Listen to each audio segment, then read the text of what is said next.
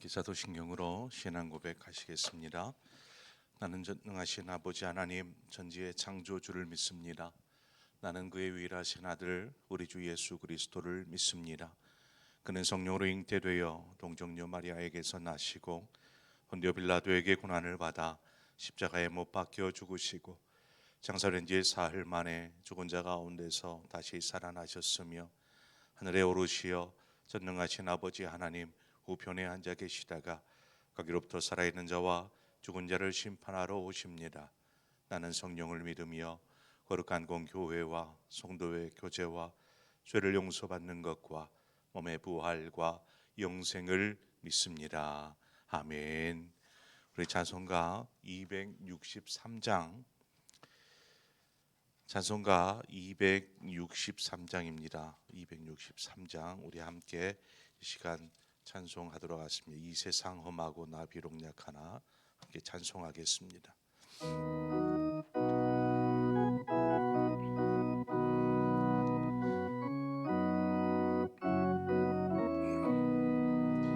이 세상 험하고 나 비록 약하나 늘 기도 힘쓰면 큰 권능 얻겠네. 주의 은혜로 대속 받아서 비와 같이 붉은 죄는 같이 이겠네. 주님의 권능은 한없이 크오니 돌 같은 내 마음 곧 녹여주소서. 주의 은혜로 대속 받아서 이와 같이 붉은 죄는 같이 이겠네. 내 마음이 약하여 늘 넘어지오니 주 예수 힘주사 굳세게 하소서. 주의 은혜로 대속 받아서 비와 같이 붉은 죄는 같이 이겠네. 죄 사함 받은 후 새 사람 되어서 주 앞에 서는 날 늘 찬송하겠네. 주의 은혜로 대속 받아서 비와 같이 붉은 죄는 같이 이겠네. 아멘.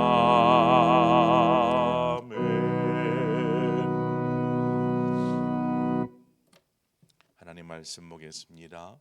시편 51편 1절에서 9절의 말씀입니다. 시편 51편 1절에서 9절의 말씀을 한 절씩 교독해서 보도록 하겠습니다.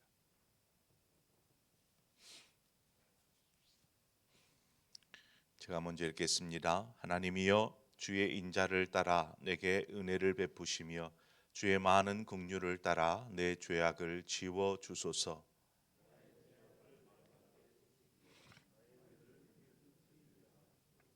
무릇 나는 내 죄가를 아오니 내 죄가 항상 내 앞에 있나이다.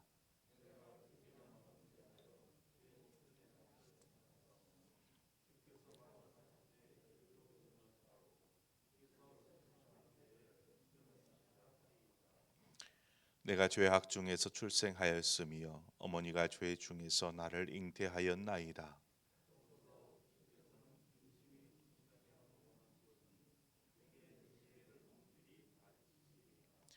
웃을 저로 나를 정결하게 하소서. 내가 정하리이다.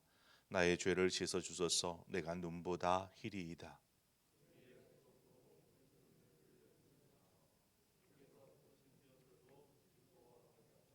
함께 읽습니다. 주의 얼굴을 내 죄에서 돌이키시고 내 모든 죄악을 지워 주소서. 아멘. 시편 51편은 우리가 설교 시간에도 자주 이 시편 51편의 구절구절들이 인용되어서 이렇게 전해지기도 합니다. 그래서 우리에게 어떻게 보면 시편 51편은 잘 알려진 시편이지요.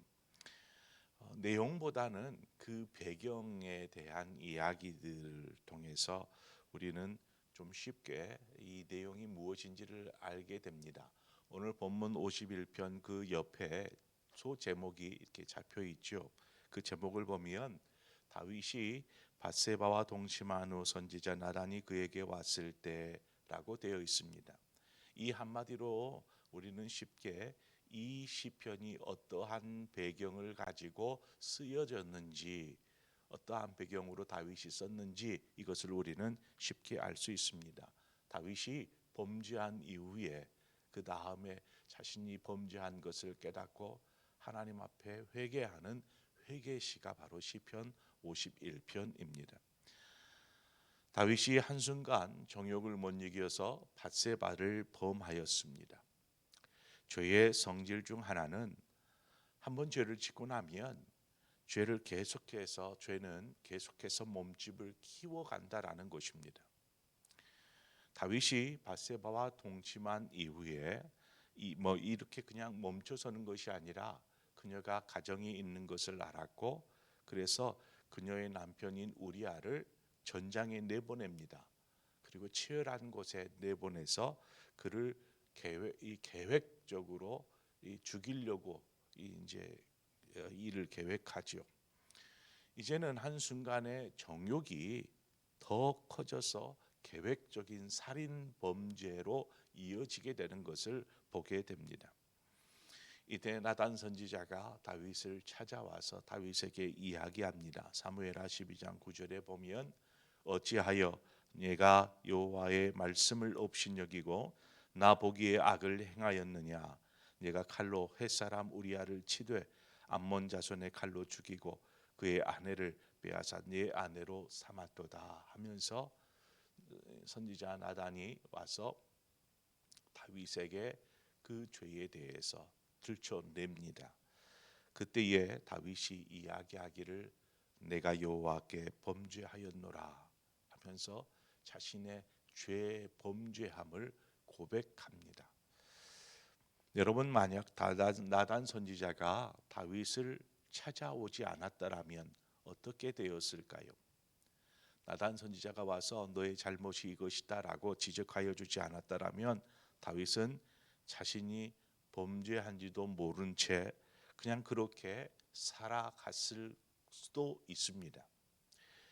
여기서 두 번째 죄의 성질을 우리가 발견하게 되는데 죄는 우리의 생각과 우리의 마음을 우리의 눈을 멀게 해 버립니다.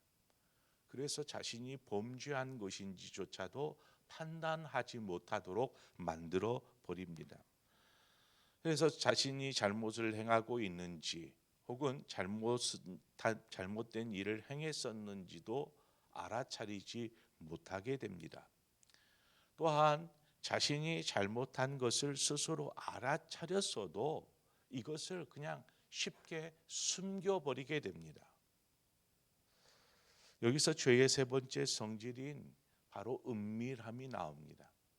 죄를 범한 줄 알았는데도 불구하고 내가 잘못했구나 알았음에도 불구하고 그것을 숨기더라는 것입니다.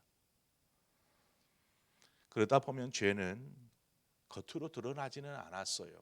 그래서 아무도 모릅니다. 그러다 보니까 우리 내면에서 이 따리를 틀고 앉아서 계속해서 몸집을 이제 키워가는 것이죠. 죄된 삶을 그렇게 함으로 우리의 영혼을 파멸로 이끌게 됩니다. 이게 죄의 무서움입니다. 다윗이 나단 선지자와 하나님 앞에서 고백합니다. 자신이 죄를 범하였습니다. 죄를 그대로 고백을 합니다. 그리고 오늘 본문에서와 같이 오늘 본문에 이 다윗이 하나님께 구하는 것이 무엇입니까? 내 죄를 지워 주소서, 또 나의 죄를 깨끗이 제하소서라고 기도하고 있습니다. 여러분, 죄의 무서움은 자신이 죄를 범하고 하나님 앞에 회개하여서 용서를 받았다 할지라도 죄의 무서움은 여전히 넘어질 가능성을 가지고 있다라는 것입니다. 한번 범죄하고 나면 다시금 반복할 수 있는 가능성이 있더라는 것이죠. 뿐만 아니라 자신이 죄를 지은 것에 대한 죄책감이 계속해서 그 사람의 영혼을 괴롭히게 됩니다. 이것이 무엇이냐면 범죄한 이후에 이제 회개하고 용서받았다 할지라도 남아있는 죄의 흔적입니다. 이 죄의 흔적은 계속해서 그 사람을 그 죄를 떠올리면서 죄책감에 시달리게 합니다. 분명히 하나님 앞에 회개하고 동의하고 자복하였다 할지라도 그 생각, 기억, 흔적이 남아서 그 사람을 괴롭히게 되고, 또 어떤 때는 그것을 유혹으로 삼아서 한 번 했으니까 두 번 가능해, 이러한 유혹으로 넘어질 가능성을 남게 됩니다. 지금 다윗이 하나님께 구하는 것은 무엇입니까? 깨끗하게 하소서, 지워주소서. 이것은 무엇을 이야기하냐면 이 죄의 흔적까지도 다 소멸시켜 주십시오, 지워주십시오 달라고 요청하는 것입니다. 에레미야 31장 34절 중반 이하를 보면 이렇게 기록합니다. 내가 그들의 악행을 사하고 다시는 그 죄를 기억하지 아니하리라. 여호와의 말씀이니라. 하나님께서 저들의 죄를 사하고 그 죄를 내가 다시 기억하지 아니하리라 말씀하고 있습니다. 하나님께서 지금 뭐라고 말씀하시는 것이죠? 이 죄를 기억하지 않는다라는 것은 죄의 흔적까지도 소멸시켜 주신다라고 말씀하고 있는 것입니다. 다윗이 하나님 앞에 요청하고 있는 것이나 에레미야 선지자의 말씀에서 우리는 분명히 하나님께서 우리의 죄를 용서하여 주시되 모든 흔적까지도 기억치 아니하리라 말씀하여 주시는데, 우리가 여기서 한 가지 기억해야 될 것이 있습니다.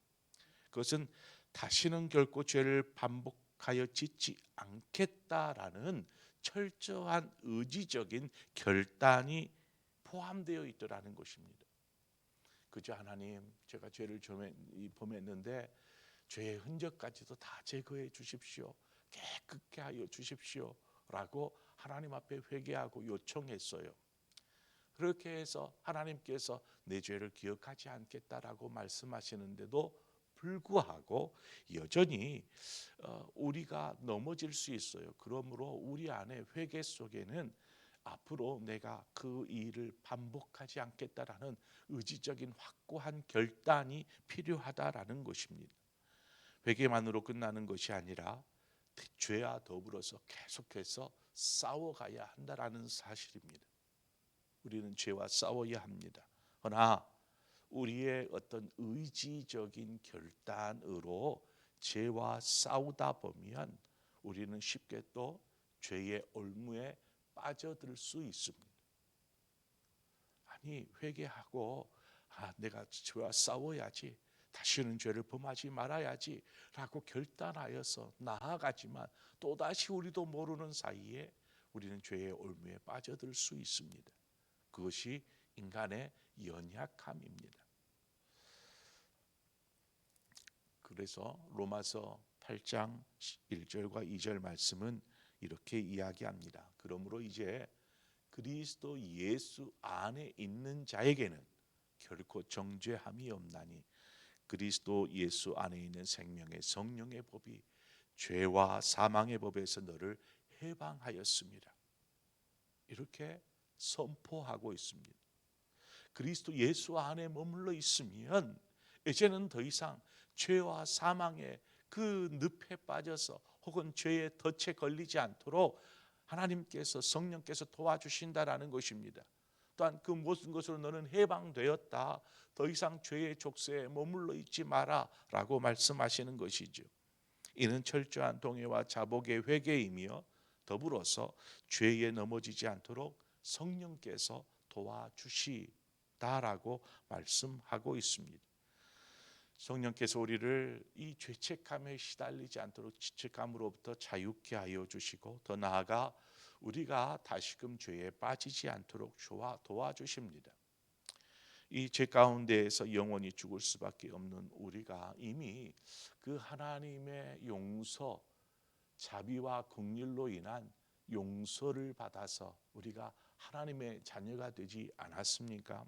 우리는 이미 그러한 용서의 은혜를 경험한 사람입니다. 그럼에도 다시금 죄에 쉽게 넘어지는 것은 우리가 예수 그리스도 안에 머물러 있지 않기 때문에 그렇습니다. 계속해서 바깥으로 나가려고 하는 그러한 몸부림이 있기 때문에 또다시 넘어지고 상처 입고 범죄하고 하는 것입니다. 그래서 우리는 예수 그리스도 안에 머물기 위해 힘써야 합니다.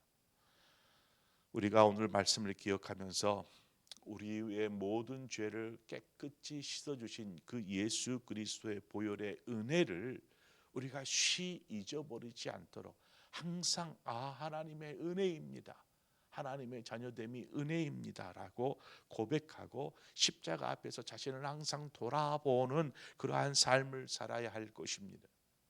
십자가에서 자신을, 제가 오늘 무슨 일을 했는지, 어떠한 죄악을 범하였는지, 혹 하나님 안에서 벗어나 있었지는 않았는지 계속 자신을 돌아보는 것입니다. 더 나아가 우리 안에 죄된 것들이 있다라면 회개를 통하여서 깨끗이 하나님 제거하여 주십시오, 씻어 주십시오, 이렇게 기도하는 것이죠. 그렇게 우리는 거룩함으로 또 정결함으로 하나님 앞에 나아가야 할 줄 믿습니다. 그래서 우리 안에 하나님이 거하시는 거룩한 성전들을 지어가시는 우리 사랑하는 모든 쌍봉의 성도님 되시기를 주님의 이름으로 축원을 드립니다. 함께 기도하겠습니다. 좋으신 하나님 아버지, 오늘 이 새벽에 우리를 또 깨워주시고 또 인도하여 주시고 말씀 앞에 서게 하여 주신 주님, 오늘 주신 말씀처럼 하나님 죄의 무서움이 얼마나 큰지, 또 우리는 그 죄 가운데서 넘어지고 자빠지고 죄책감에 시달리고 계속해서 죄를 범하여 가며 더 많은 죄가 쌓이고 쌓여가는 그러한 죄 가운데 거할 수밖에 없는 연약한 존재이지만, 우리가 다시금 우리를 용서하여 주신 그 예수 그리스도의 보혈의 그 십자가 앞에 엎드려서 다시금 회개하고 동의하며 하나님 우리 안에 머무르사 성령께서 우리로 하여금 이제는 더 이상 죄에 눌려 있지 아니하고 죄에서 해방시켜 주시고 자유케 하여 주시어서, 또한 죄에 넘어지지 않도록 우리를 도와주시어서 거룩한 하나님의 성전을 지어가는 우리 모두의 삶이 될 수 있도록 주님 인도하여 주옵소서. 하나님 매일같이 우리가 하나님의 십자가 앞에 주님의 십자가 앞에 서기를 원합니다. 그러면서 우리 스스로를 돌아보게 하여 주시고 하나님 예수 그리스도 안에 항상 머물러 있는 삶을 위해서 힘쓰는 우리 모든 성도님들 되도록 축복하여 주시옵소서. 오늘 한 날도 주께서 지키시고 인도하시고 또한 보호하여 주실 것을 믿고 감사드리며 예수님의 이름으로 기도합니다. 아멘. 오늘 이 시간 우리 함께 한 마음으로 기도할 때에 우리 선교사님들을 위해서 함께 기도하도록 하겠습니다. 우리 교회가 돕고 있는 또 우리 교회들, 또 저기 섬에 있는 교회, 시골에 있는 교회, 도시의 개척 교회들, 또 여러 선교지 우리가 돕고 있는 교회들을 생각하면서 우리가 함께 기도로 중보하기를 원합니다. 하나님, 이 어려운 때에 하나님 더 이상 허덕이지 않도록 주님 도와주시옵소서. 특별히 많은 선교지에 코로나로 인하여서 문이 닫히고 또 어려움 가운데 있습니다. 아마 더 어려움이 클 것입니다. 여러분들 기도해 주시기를 바랍니다. 그래서 하나님의 복음이 계속해서 세계 만방 가운데 계속 뿌려져 갈 수 있도록 위해서 기도해 주시기를 바랍니다. 우리 함께 기도하고 또한 각자의 기도의 제목으로 기도하며 하나님 앞에 나아가겠습니다. 기도하겠습니다. 좋으신 아버지 하나님, 은혜를 감사합니다. 오늘도 하나님 우리를 인도하사 하나님의 말씀 앞에 서게 하신 아버지, 오늘 말씀하신 것처럼 그 선왕 다윗조차도 하나님 범죄하고 넘어진